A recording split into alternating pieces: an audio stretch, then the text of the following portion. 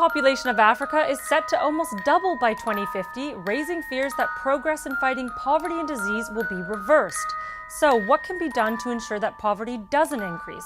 And how can a disproportionately large youth population help drive progress? With me to discuss all of this and more is Bill Gates. Bill, are we at a turning point where regression is a real risk? Well, first, the progress over the last several decades.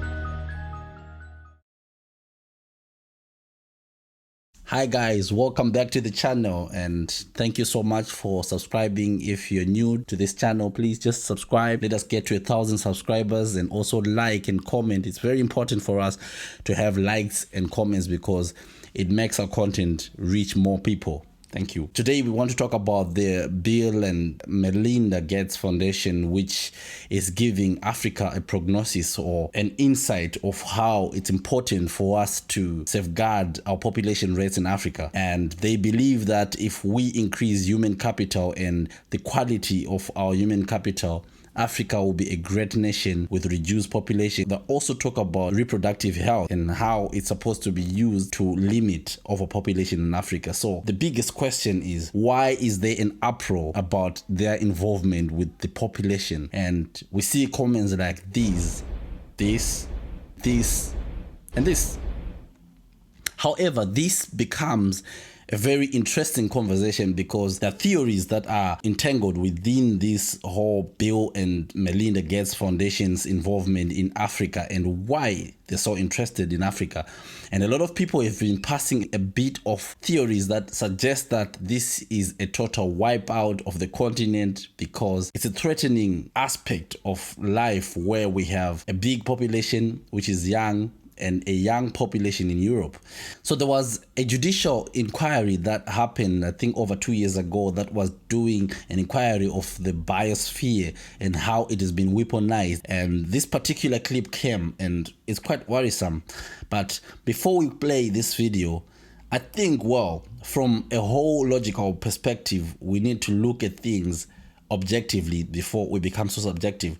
I think, well, we need to just balance the two sides and see what we think. One question from me: where does any synthetic molecule serve the living? They don't. Right. I mean, none. And am I right in suggesting that a medicine, by definition, is something which contains synthetic molecules, something that is registered, patented, and put into the market as a medicine? Absolutely. Proper. Right.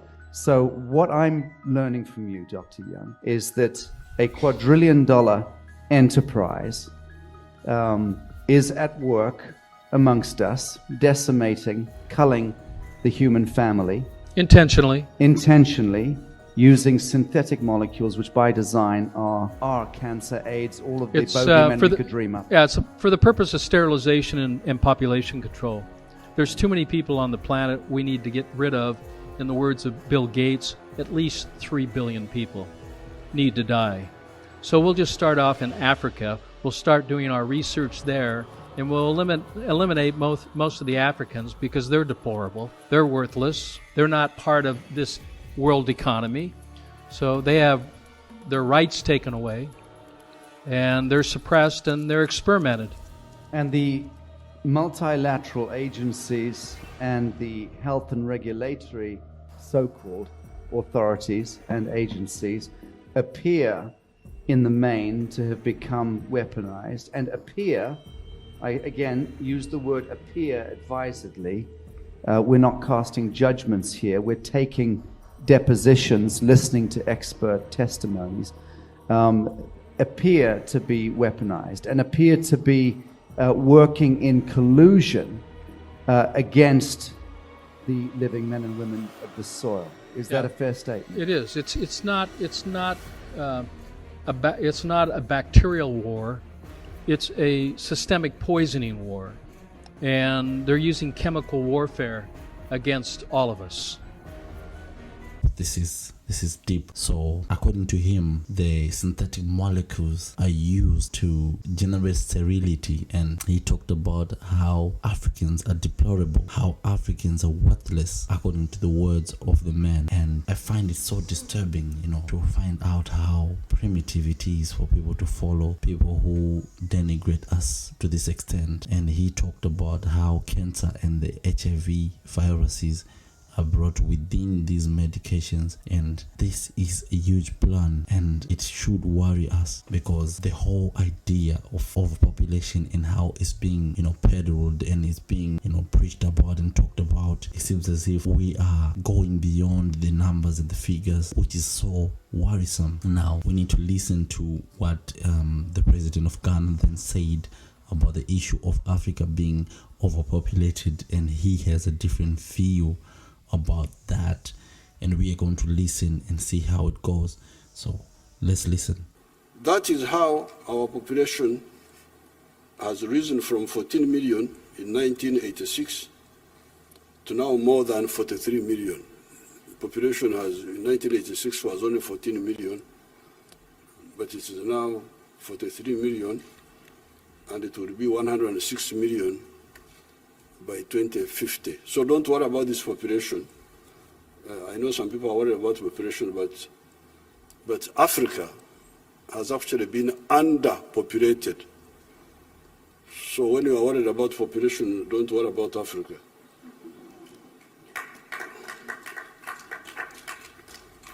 Africa is 12 times the size of India.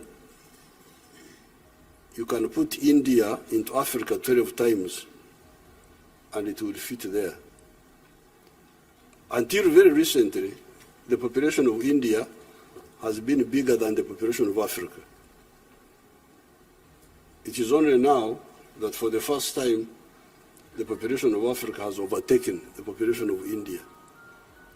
So you can see that really the population of the problem of Africa is not overpopulation, but rather the other opposite of underpopulation.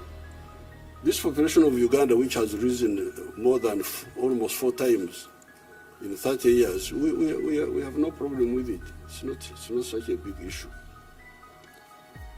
There are 2 areas where we are moving on our own, but where we would welcome collaboration if available. This is in the areas of pharmaceuticals and vaccines. There's too many people on the planet we need to get rid of. In the words of Bill Gates, at least 3 billion people need to die. So we'll just start off in Africa. We'll start doing our research there, and we'll eliminate most of the Africans because they're deplorable. It is not correct to continue with the present arrangement, where in the global share of pharmaceutical production of US dollars 1.42 trillion, Africa's share is only US dollars 16 billion. Of the pharmaceuticals produced in the world, valued at 1.42 trillion, Africa's share is only 16 billion production. Uganda and Africa are better placed to produce many of the pharmaceuticals on account of the plants that we have in our area. Chinkona, which helped humanity with malaria from the year 1630, was a tropical plant. There are other sister plants in the tropics that can help man with many of the health problems. During the Corona-19 pandemic, one of our professors, Professor Patrick Ogwang, cross-matched an ancient antiviral plant product that our people in the northeast of Uganda, Teso, have been using since time immemorial against measles caused by the virus rubiola, with the treatment for Corona-19 virus. and it saved so many lives.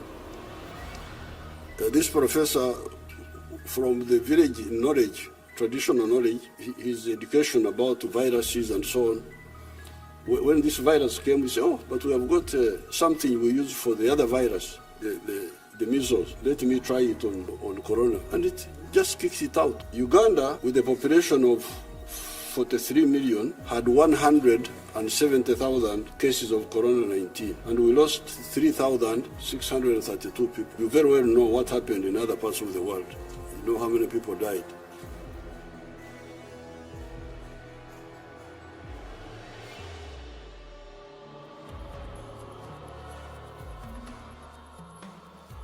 So in response to these claims that are going on that Africa is supposed to take control of its population and with its resources they're not correlated, and with Bill Gates coming in to say, you know what guys, the more we focus on health, the more we focus on human capital, the more we focus on improving the lifestyles of the people, we reduce the rate at which Africa's population is rising. And Africa's population, by the way, has doubled, and they're saying by 2050 it would have tripled and would have exceeded that of India. And to them, that's a worrisome thing, because they say with Africa's growing rate of poverty, we are going to see more need to sustain the people of Africa and how to help them.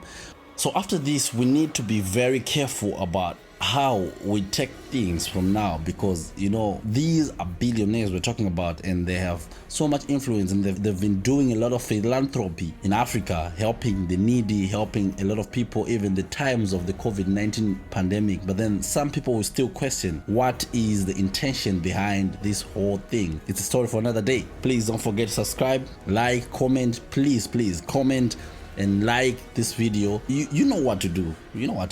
See ya.